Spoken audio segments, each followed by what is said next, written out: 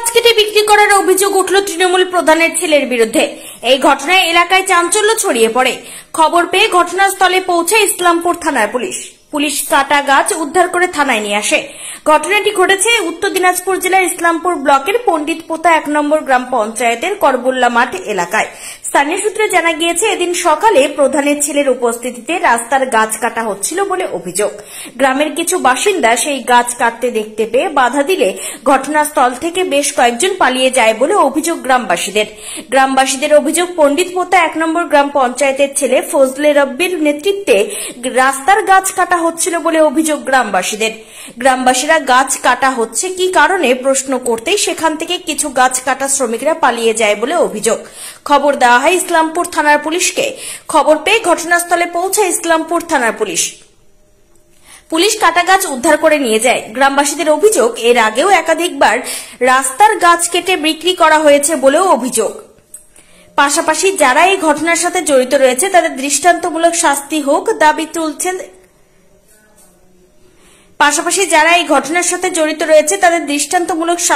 দাবি তুলছেন গ্রামবাসীরা। অন্যদিকে সমস্ত অভিযোগ ভিত্তিহীন বলে দাবি করছেন তৃণমূলের প্রধানের ছেলে ফজলে রব্বি। তিনি জানিয়েছেন, গাছ কাটার খবর পেয়ে তিনি ঘটনাস্থলে গিয়ে বিষয়টি পুলিশকে জানিয়েছেন। পুলিশ সেই কাটা গাছ উদ্ধার করে নিয়ে যায়। তার দাবি, তাকে চক্রান্ত করে তার নাম বদনাম করানোর চেষ্টা করছে।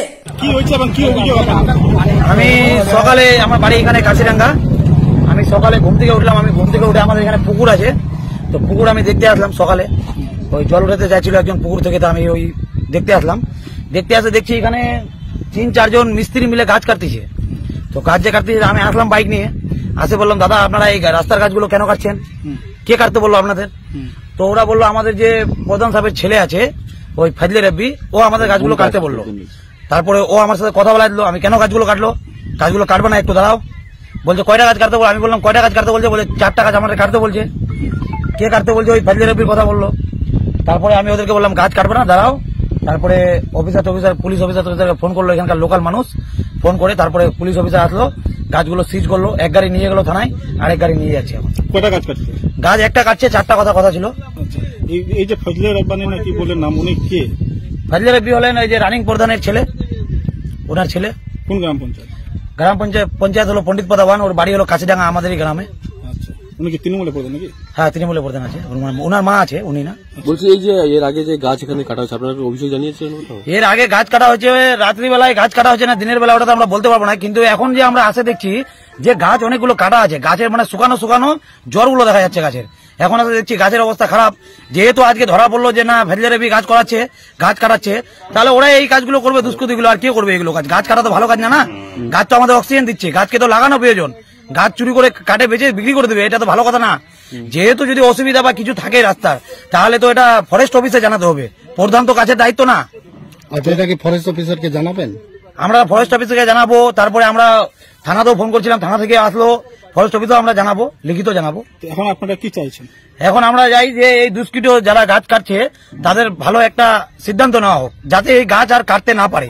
শাস্তি নেওয়া হোক। হ্যাঁ, শাস্তি নেওয়া হোক তাদের জন্য। ভালো একটা। কি নাম আপনার? আমার নাম মনসুর আলম। এই জায়গাটার নাম কি? এই জায়গাটার নাম হলো কাছিডাঙ্গা করবুল্লা মাঠ। খান নির্দেশে মুজাহিদ কি বলেছিল?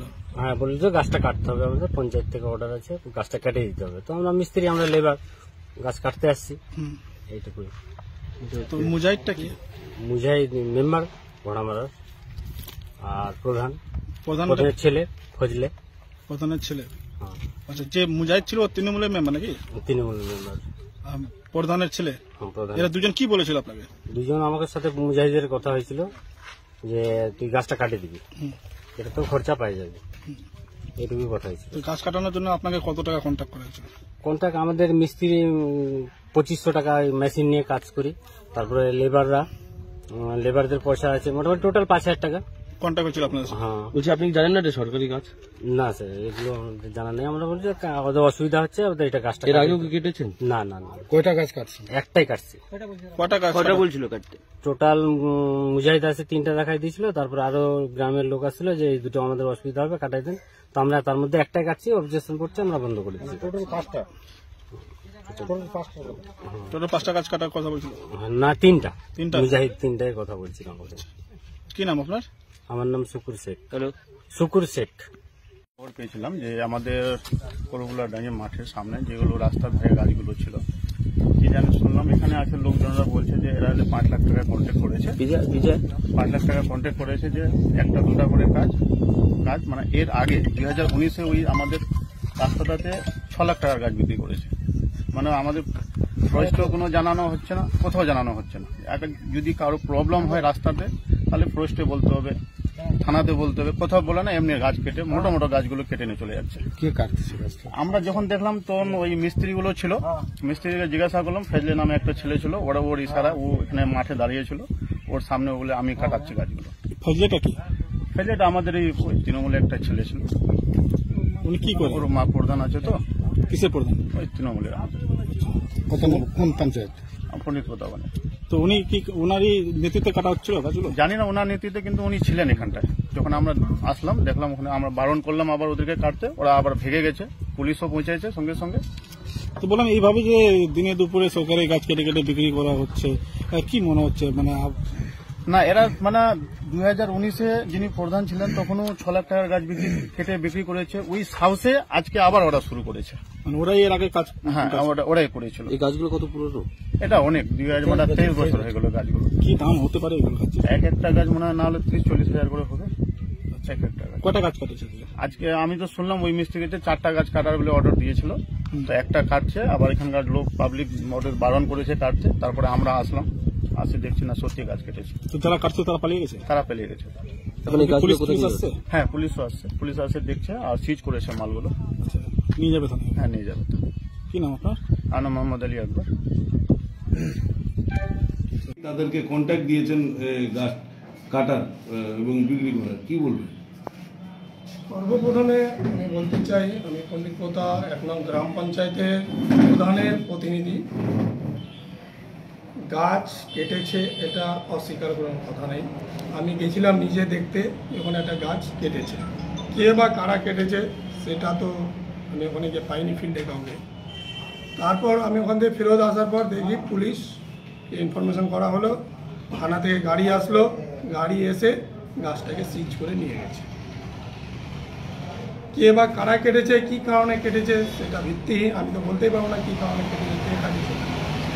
তারপরে আমার বিরুদ্ধে যারা এলিগেশন করতেছে ওরা আমার বিরোধী পক্ষ, এলিগেশন করতেই পারে, সেটা ভিত্তিহীন, তাদের কাজই এটা এলিগেশন করা। বলছি যারা গাছ একটা গাছ যে কাটছে একটা লেবার, সে বলছে যে তাকে কন্ট্যাক্ট দিয়েছেন আপনি।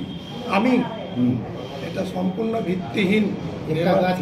কোনো বিরোধী দল করে না, শুধু একটা গাছ কোনোদিন পঞ্চায়েত গাছ কাটার পারমিশন দিতে পারে না। গাছ কাটার পারমিশন একমাত্র ফরেস্ট ডিপার্টমেন্ট। পঞ্চায়েতের কথা বলা হয়, আপনার কাছে কি ফরেস্ট ডিপার্টমেন্টের পারমিশন রয়েছে? গাছ কোনোদিনও নেই, আমি পারমিশন পাইনি, তো আমি পারমিশন দিব কেন? আমি তো নিজে পারমিশন পাইনি, আমি পারমিশন দিতেই যাবো কেন? শুধু আজকেই না, এর আগেও অনেক গাছ ওখান থেকে কেটে বিক্রি করে। এর আগে যেগুলো গাছ কাটা হয়েছে, এই পঞ্চায়েত বোর্ড গঠনের আগে এগুলো কাটা হয়েছে, তার জন্য দায়িত্ব পঞ্চায়েত নয়। এর আগে কাটা হয়েছে, এর আগেও তো কাটা হয়েছে, অনেক গাছ কাটা হয়েছে, কিন্তু তখন তো কে কেটেছে, কারা কেটেছে আজ অব্দি কোনো হদিশ পাওয়া গেল না। তখনও বিগত পঞ্চায়েতের প্রধান ছিলেন, কোনোদিন কোনো প্রধান গাছ কাটার পারমিশন দিতে পারবে না। যে অভিযোগ আপনার বিরুদ্ধে করছে স্যার, আমি তো একটা কথা ক্লিয়ার বললাম, কোনো প্রধান কোনোদিন গাছ কাটার পারমিশন দিতে পারবে না। প্রধানের বিরুদ্ধে না আপনার বিরুদ্ধে? প্রধানের প্রতিনিধি আছি বলে তো আমার বিরুদ্ধে অভিযোগটা আসছে। প্রধানের প্রতিনিধি না থাকলে আমার বিরুদ্ধে অভিযোগ আসতো না তো। প্রধানের প্রতিনিধি আছি বলে আমার বিরুদ্ধে অভিযোগ আসছে। আমার নাম ফজলে রব্বি, প্রধানের নাম কাইসার বেগম, আমার মা হবেন, তিনি প্রধান আছেন।